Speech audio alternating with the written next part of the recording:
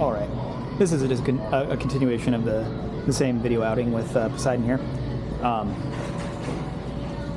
I got a phone call, so that kind of interrupted everything. But it was one of our trainers who wanted to ask me a question or two about a dog that's going home today, actually, Benji.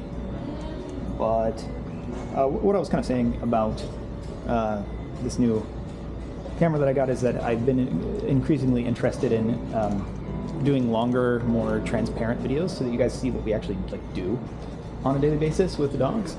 And this is what we do. This is what I do all day, is I take dogs out places, and we go to parks and trails and stores. It all depends on the weather, but I try to take them to a decent amount of places so that they can get real-world experience and be in distracting environments and learn things, instead of just being kind of like, stuck at our facility all day, and we have them in a room that looks like some kind of friggin', I don't know, what are they called? Some kind of mental asylum place where it's just not. It's not really what we're looking for. We're looking for something that's a little bit more interactive. That's real world. That's what we try to focus on, is real world training, where they're in an environment where they are going to be seeing lots of distractions. And similar distractions to the ones where you might have your dog see them.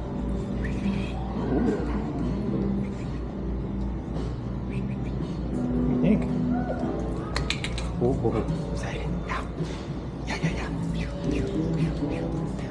do you think? See if he's interested in that. Always kind of one of those dummies. Kind of one of them. Good boy. And you can also see that what dog training actually is in our company, in our mind, is not this kind of weird thing where we just kind of make them sit on the place cut and then we make them come off the place cut. And in the past, that's all we've been able to. That's the easiest thing that we've been able to record, is that kind of stuff. But mostly just because setting up a camera, most of our out and about sessions, a lot of them are solo. And so it's how do you record? So this new setup's helping with that. Sometimes I feel the need to yap the whole time, but I'll probably let some time pass where you're just watching me and Poseidon walk around, where I'm not talking the whole time, unless I have something interesting to talk about. Poseidon, sit. Nope, sit.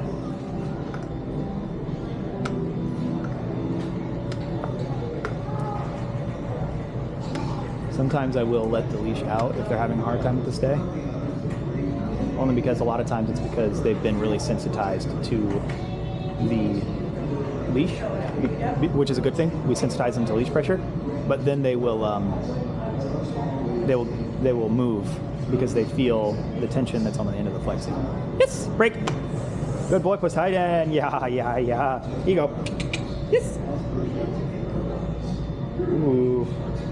Boy, nice flat hand. Kind of guard it with your thumb, let them take it.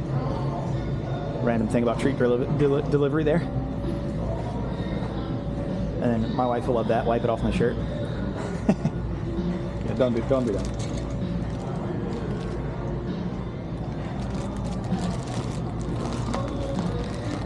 I think I will pick up one of these. Someone want to try one out. Pretty cool. Yeah, these dummies are kind of hard for me to grab. It's not something that they really want to just grip really hard. A lot of times I like to find that for dogs when I'm first starting to play with them. It's another random thing that would be cookable, is that we like to do essentially two things with our dogs. Every dog that we train, whether they're a behavioral case or whether they're just a random normal dog, the core of our training program is we like to take the dogs out places and just do walks. That's number one, is just walk the dog. And you teach them stuff while you're walking them. Let's go. And then number two is we like to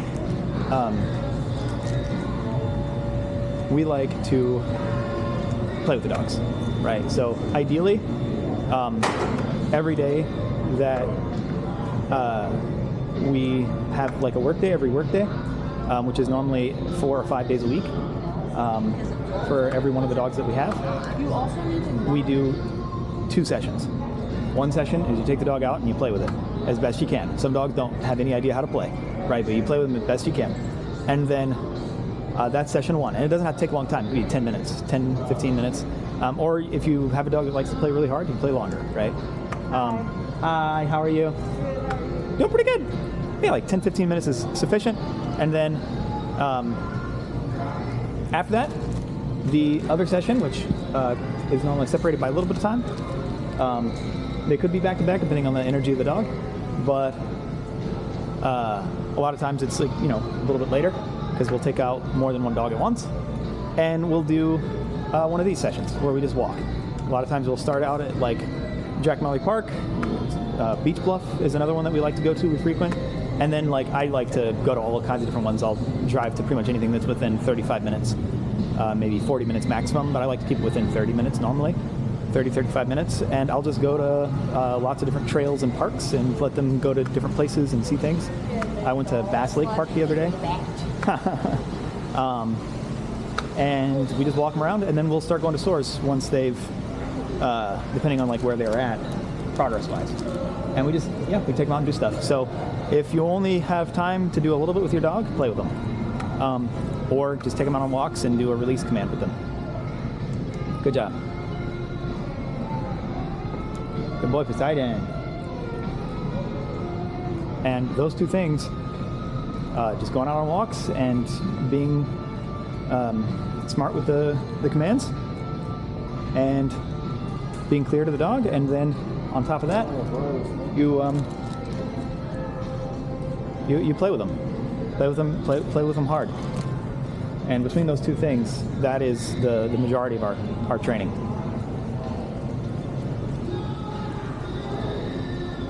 Poseidon, heel. Heel.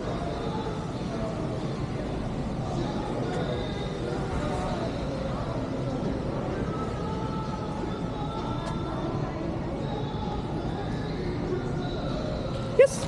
So I did a little bit of communication there through the leash to get him to finish with a sit. Oh, yep, there you go. Good boy. Break.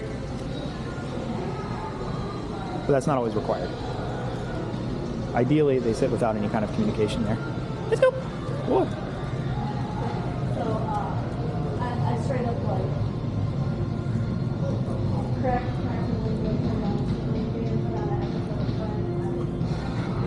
Actually, I can ask them their customer service. Let's go by. Come on. One question. And I can't do this every week. Don't figure how you doing, man. I had a quick question for you. Do you guys? Nope. Don't do that. You're nasty. Do you guys have, I know you guys have Rufflin crates over there. Mm-hmm. Do you guys have any that aren't sitting on the shelf over there? Like, do you guys have any in stock that are in, like, the back of the store or anything? I'm looking for an extra large, but they don't have any on the shelf over there. I gotcha. Let me take a look. Cool. What kind of treats? I might even misheard. It's crates. The Ruffland crate. I'm looking to see if you guys have an extra large. Treats. Treats? I was like, what? I can run over there and look. Yeah. I don't want to say that word to you, buddy. Oh, he doesn't know the word treats, okay. I don't think. Maybe, unless his owner taught it. Oh, are you sure he's in training? Yeah, he's just in training, yeah. He's about at the end. He's doing really good. Yeah, his name is Poseidon. He's a Greek god. Well, you're handsome, so. He's so handsome. You want to give him a treat? You want to give him something? Yeah. I got pepperoni here for you. Just say yes before you do it. Yes. That's a good boy. Good job. Do you like that? That's good. So well behaved.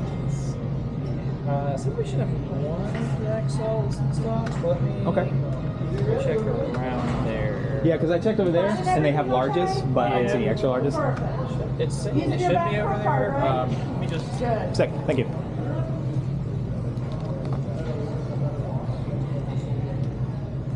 Poseidon's smart. You smart, Poseidon? Poseidon, sit. Good. Nope. Sit. How long have you had him for? Oh. You. I'm assuming you've like had him for like X amount of days. Yeah, I think it's been a little bit. His program took a little bit longer than our typical program. We've had him for maybe 8 weeks. Okay. Yeah, 8 weeks or so. He was a reactivity case. Okay. Yeah, he had some prey drive issues where like he would like. Actually, I have a video of it that I posted where he kind of like got low. He saw another dog at the park, and he like did the thing where like like what a lion looks like when it's stalking prey. He did that. Okay. It's not ideal. Yeah. yeah. But he's kind of stopped doing that now. He's kind of learned to chill out a little bit better. That's good. And then he had a bite on his record. Okay. From back in California, but I don't see anything at this point. He doesn't. That's great. He doesn't do anything. That's great. And I didn't have to like suppress. So. Okay. Yeah, because my policy is like I don't do training that way. Nope. Sit. Nope. Boy. Is I don't like to suppress the dog generally, because a lot of times that's what happens is they just do general suppression. So the dog kind of like, it's kind of like a kid. They're like, wow, he's so well behaved. And it's like, actually, no, like his mom beats the fudge out of him if he tries to do anything that's abnormal. So like he doesn't try anything. It's like, that's not actually obedience. I'd rather have like, okay, you got the same dog and they're like super happy and like hyper and looking at stuff, but they don't make those decisions. And if they are asked to do something, they do it. Yeah. Basically, I want to give people their dog back, but they listen. Yes. That's it. Like, not like, okay, here's your dog back and it's walking on eggshells now. Because the other thing is it doesn't last. It goes away. Yes. As soon as the dog gets home, like, you're not going to do that. Yes. Right? And then all of a sudden, they're super slow. Yes. Because then the owner needs to go through training, correct? To, like, know the same, like, cues and stuff that you've went through. Right. Like looked at something like some. Yeah, I have 2 Yorkies and one's an absolute. We just trained a few Yorkies. They're cool.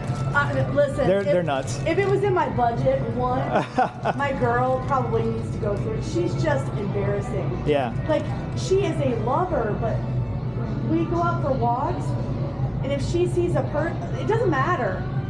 Like she is just like, let's go, and I'm like, you are so embarrassing. Yeah. Well, look us up. We're Angier K9 on Instagram, and we offer payment plans and stuff like that too. Because I know financing, especially this time of year, it's always slow for dog trainers. Yeah. But we do financing, and then we also have different programs. Like it's not all of it's just like, okay, the dog comes to us and is board and train. We also do private lessons.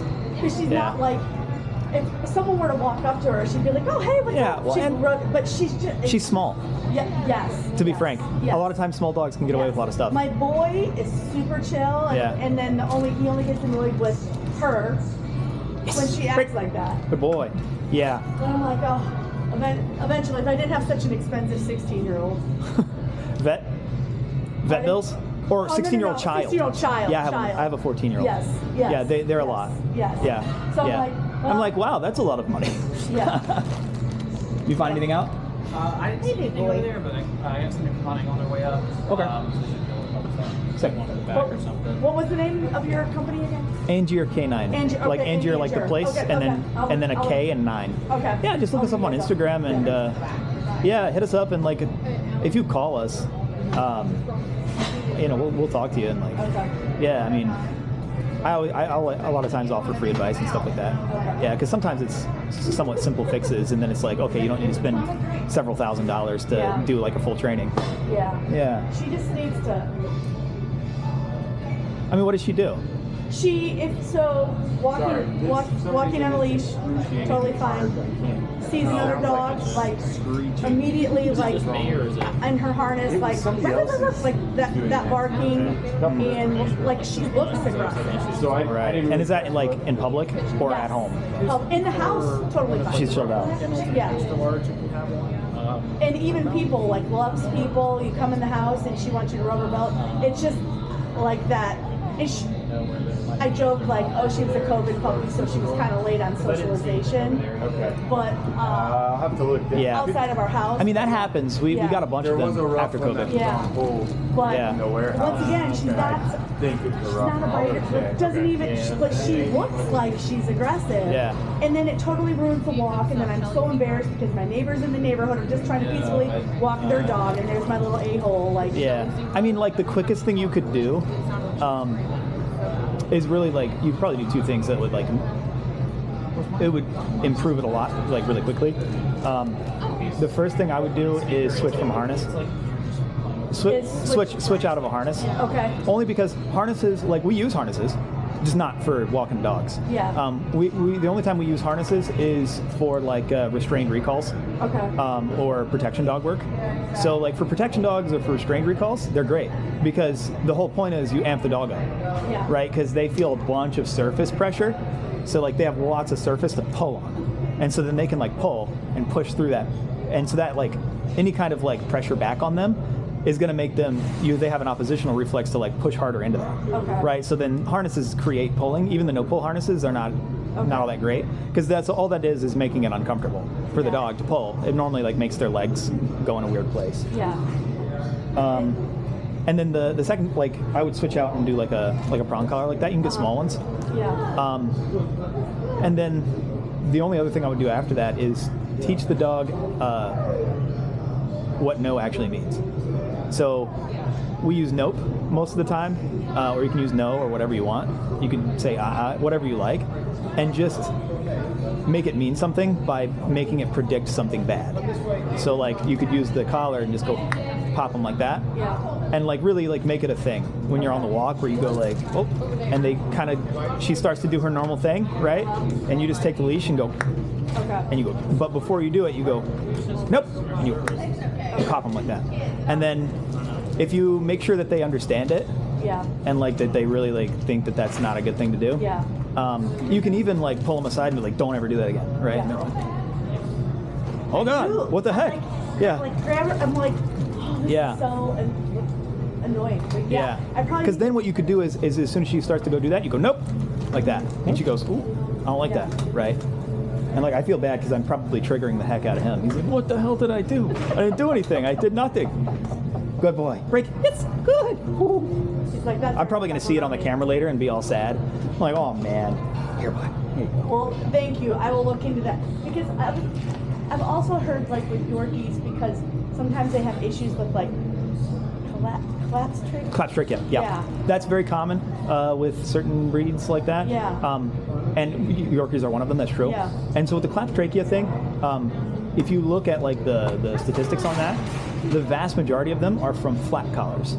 Okay. So like the flat like buckle collars. Okay. The reason is because the flat buckle collars, when a dog, and it's normally not being like popped Yeah. in a corrective way because you don't have to pop that hard, hopefully, Okay. right? It's actually from them pulling Okay. into it, Uh-huh. and the flat collar sits, Okay. and all of the pressure goes through the front. So like imagine you're pulling on something, like just imagine how it would feel if Yeah. you were pulling on something. If you had something that was like pulling back here and it Yeah. all, right? Versus the prong collar, the way it does is it tightens like this, Okay. right? Okay. Otherwise, it sits like a necklace. Like you can see that's not tight on his Yeah. neck. Yeah. But if I pull on it, you can see it tightens like that, Yeah. which I'm not going to do any kind of Yeah. big pull on him. But then you can just go like that, do Okay. a quick little pop. Because what you don't want is to have the dog pulling on the end of this prong collar. Yeah. So it should just be sitting like a necklace 99% of the time. Okay. And then when you need it, you do quick little, Okay. like kind of like cracking a whip. Like, Okay. boop, and they go, oh, I appreciate the free advice. yeah, no problem, But I anytime. also respect that you're a professional. I didn't expect you know. Oh, I'm happy to get free Yes. advice. There's lots of dogs. Yes. Yeah, just tell your friends. Okay. Yes. Yeah. Air hill. And they don't have the extra large, it sounded like? No, we don't have them. Okay, that's fine. But you guys have a large. You guys did have a large. There's a large and a medium. Large and the medium. Okay, perfect. Good job, Poseidon. Let's go. Good boy. Good to meet you guys. Alex, and what was your name? Stephanie. Stephanie Kelton. You guys are on Facebook, right? Yeah, we're on Facebook and Instagram. Okay. Yep, and YouTube, but we don't have a lot of stuff on YouTube yet. Okay. Yeah, this will be on YouTube probably. Okay. Thank you so much. Thank you. Bye. Let's go. Good job, Poseidon.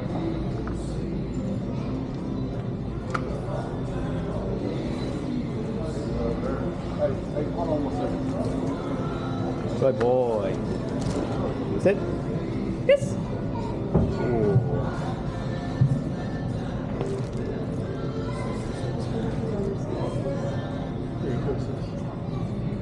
Let's go, bud. Come on. Boy. You go.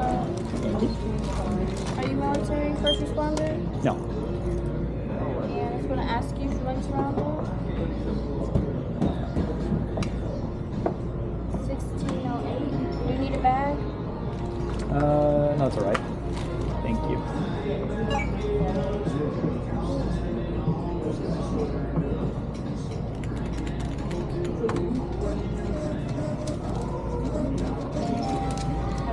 Thanks so much. Have a good day too. Look upside. Come on.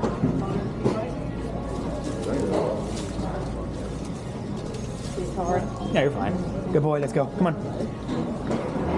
Let's go. Poseidon. Sit. Yes. Break. Let's go. Good boy. But yeah, successful trip with Poseidon to Cabela's. Lots of fun. Good boy. Go, go, go. Break, break, break. Go, go, go. If you see your dog kind of stuck by your side like that, once you've said break and they're free to go, I like to encourage them like that. Break, go, go, go, go, go, go. Good job. Yeah, because you want them to kind of get far away from you and do stuff. Poseidon, here. Yes. Good boy. Let's go. Just practice his recall a little bit there. But yeah, that's about all for now, folks, I think. Now I need to call one of my trainers back again.